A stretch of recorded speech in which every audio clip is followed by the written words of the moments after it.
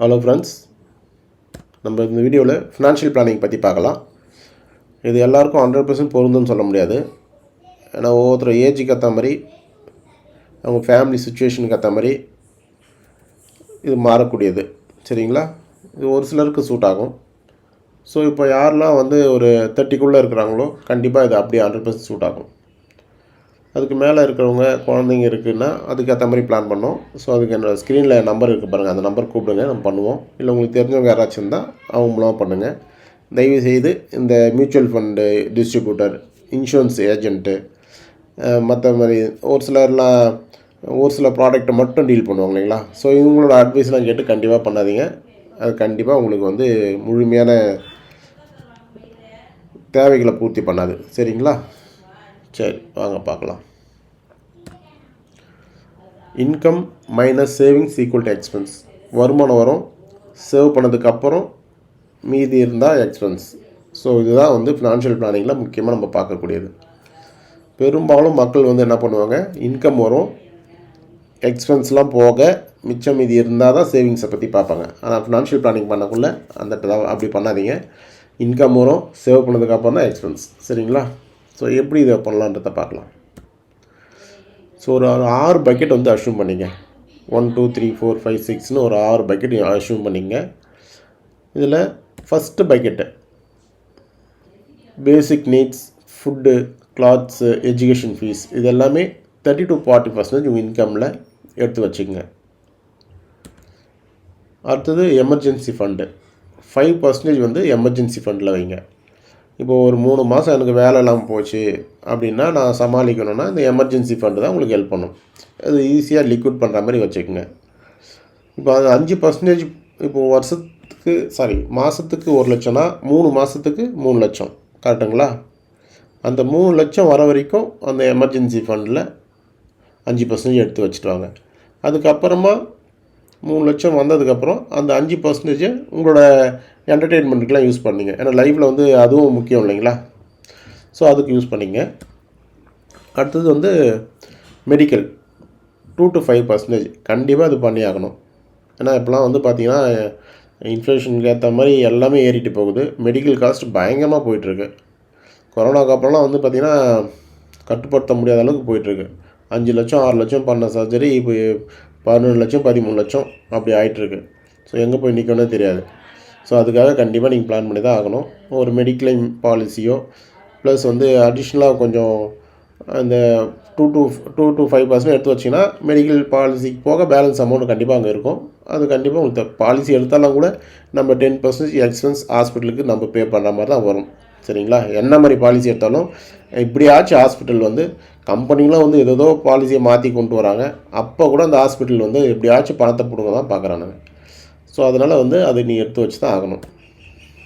அடுத்தது அசட். உங்களோட home land வாங்குறீங்க இல்லை வீடு வாங்குறீங்கன்னா 20 to 30% கண்டிப்பாக அதுக்கு எடுத்து வைங்க. அதுக்கு மேலே செலவு பண்ணாதீங்க. சைல்டுஹுட் எஜுகேஷன், மேரேஜுக்கு 10 to 20%. இப்போ 10 to 20% சொல்கிறோம் இல்லைங்களா?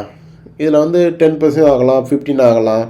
ஸோ 20 ஒரு சில டைமில் அதிகமாக கூட போகலாம். அது கொஞ்சம் ஏஜுக்கு ஏற்ற மாதிரி நான் சொன்னேன் இல்லைங்களா? ஏஜுக்கு ஏற்ற மாதிரி எல்லாமே மாறும். உங்களுக்கு டைரெக்டாக மீட் பண்ணி உங்களோட தேவைகள் என்னன்னு தெரிஞ்சால் தான் இந்த பர்சன்டேஜ் எல்லாத்தையும் நம்ம ஃபிக்ஸ் பண்ண முடியும். ஓகேங்களா? ஒவ்வொருத்தருக்கும் மாறும். ரிட்டையர்மெண்ட்டு 10 to 20% கண்டிப்பாக. இது எதுக்கு ஃபஸ்ட்டு பக்கெட் வச்சுருக்கோன்னா இதுதான் ரொம்ப முக்கியமானது. ஏன்னா ஒருத்தர் ஏர்ன் பண்ண ஆரம்பித்தாக்கா அவர் கண்டிப்பாக ஒரு ரிட்டைர்மெண்ட் இருக்கும். காலம் முழுசும் வேலை செஞ்சிட்ருக்க முடியாது. அது பேர் லைஃபே கிடையாது. மெஷினும் நம்மளும் ஒன்று. சரிங்களா? ரிட்டைர்மெண்ட்டு அந்த வேலையை விட்டு வெளியில் வந்துடணும். அதான் ரிட்டைர்மெண்ட்டு. அதுக்கப்புறம் நீங்கள் வேலை பார்க்குறீங்க, விருப்பப்பட்டதை செய்கிறீங்க, அதெல்லாம் வேறு. பணத்துக்காக சம்பாதிக்காமல் சந்தோஷத்துக்காக சம்பாதிக்கிறது வேறு. ஆனால் அது பணத்துக்காக சம்பாதிக்கிற வேலையை விட்டுட்டு வெளியில் வரது தான் ரிட்டைர்மெண்ட்டு. கரெக்டுங்களா? ஸோ அது 10 to 20% கண்டிப்பாக நீங்கள் எடுத்து வைக்கணும். அதுக்கு தான் அந்த ஃபஸ்ட்டு பக்கெட்லேயே இருக்குது. ஏன்னா ஒருத்தருக்கு மேரேஜ் ஆகலாம், ஆகாமல் போகலாம், சைல்டு இருக்கலாம், இல்லாமல் போகலாம். ஸோ அதெல்லாம் முக்கியமே இல்லை. ஆனால் ரிட்டைர்மெண்ட் ரொம்ப கண்டிப்பாக வந்தே தீரும் லைஃப்பில். ஸோ அதுதான் அந்த ஃபஸ்ட்டு பக்கெட்டில் வைக்க சொல்கிறாங்க. சரிங்களா? இப்போது ரிட்டைர்மெண்ட்டு ஃபஸ்ட்டு 1 2 3 4 5 5மே சேவிங்ஸு. அந்த பக்கெட்டுங்க. அதுக்கப்புறம் தான் எக்ஸ்பென்ஸு. ஸோ இப்போ பார்த்தீங்கன்னா இதெல்லாம் போக எக்ஸ்பென்ஸுக்கும் நம்ம 30 to 40% சொல்கிறோம் இல்லைங்களா. ஸோ இப்போ இதுக்கெல்லாம் தனியாக எடுத்து வச்சுட்டு அதுக்கப்புறம் 6th பக்கெட்டை பார்த்துக்குங்க. ஓகேங்களா. இதுதான் வந்து ஃபினான்ஷியல் பிளானிங்கு. இது சிம்பிளாக சொல்லியிருக்கோம். உங்களுக்கு டீட்டெயிலாக வேணும், உங்களுக்கு ஸ்பெசிஃபிக்காக வேணும்னா அதுக்கெலாம் நிறைய வந்து கொஞ்சம் டைம் எடுத்து நேரடியாக மீட் பண்ணி தான் பேசுகிற மாதிரி இருக்கும். ஸோ ஒரு சிலருக்கு வந்து பார்த்திங்கன்னா அது நம்ம மேலே சொன்னது வந்து ஏஜ் குரூப் கம்மியாக இருக்கவங்களுக்கு ஓகே. ஒரு சில நான் ஆல்ரெடி பிளான் பண்ணிட்டேன் அப்படின்னா ஏதோ ஸ்காலர் சேவிங் மாதிரி பண்ணியிருக்கேன்னா இந்த மெத்தட் யூஸ் பண்ணலாம். ஃபினான்ஷியல் பிளானிங் சிஸ்டம் என்னது? ஃபினான்ஷியல் ரெஸ்பான்சிபிலிட்டி தானே நம்ம எழுதணும். அதெல்லாம் எஜுகேஷனு, மேரேஜு, ரிட்டையர்மெண்ட்டு இதெல்லாம் தான் ரெஸ்பான்சிபிலிட்டிஸ். ட்ரீம்ஸ் என்ன? கார், பங்களா, சேரிட்டி. நம்மளோட இன்கம் எப்போ ஸ்டாப் ஆகும், என்னெல்லாம் வாய்ப்பு இருக்குது அது நம்மளுக்கு தெரியணும் இல்லைங்களா. Disability, unfortunate death, illness, business loss இதெல்லாம் தெரியணும். இதில் வந்து மேலே நம்ம பார்த்த விஷயத்தில் எதெல்லாம் கம்பல்சரி, எதெல்லாம் ஆப்ஷனல் அதுன்றதை கரெக்டாக நம்ம நோட் பண்ண வேண்டியது இருக்கும். கம்பல்சரிக்கு ஃபஸ்ட்டு இம்பார்ட்டன்ட் கொடுங்க. கம்பல்சரினா எது? Childhood education, marriage, retirement, unfortunate death, disability இது எல்லாமே கம்பல்சரி. இதுக்கு இம்பார்ட்டன்ட் கொடுங்க. அதுக்கப்புறம் தான் ஆப்ஷனல். ஓகேங்களா. இன்னொன்று ப்ரியாரிட்டி. இப்போ எதுக்கு ஃபஸ்ட்டு ப்ரியாரிட்டி கொடுக்கணும்? சைல்டுஹுட் எஜுகேஷனுக்கா, மேரேஜுக்கா, ரிட்டையர்மெண்ட்டுக்கா எது ஃபஸ்ட்டில் நடக்குமோ அதுக்கு ஃபஸ்ட்டு ப்ரியாரிட்டி. டெத்து. இந்த டெத்து வந்து எப்போ நடக்கும்? ஸோ நம்மளுக்கு ஒரு இந்த வருஷத்தில் தான் நடக்கும், 30 வருஷம் பொறுத்து தான் நடக்கும்னு கட்டாயமாக தெரிஞ்சால் நம்ம அது 30 வருஷத்துக்கு அப்புறம்னா அப்போ எல்லாத்தையும் விட லேட்டாக தான் வரப்போகுது. சைல்டுஹுட் எஜுகேஷன், மேரேஜுக்கெலாம் அப்புறம் தான் அது. ஸோ அப்போ வந்து நம்ம பொறுமையாக பிளான் பண்ணிக்கலாம்.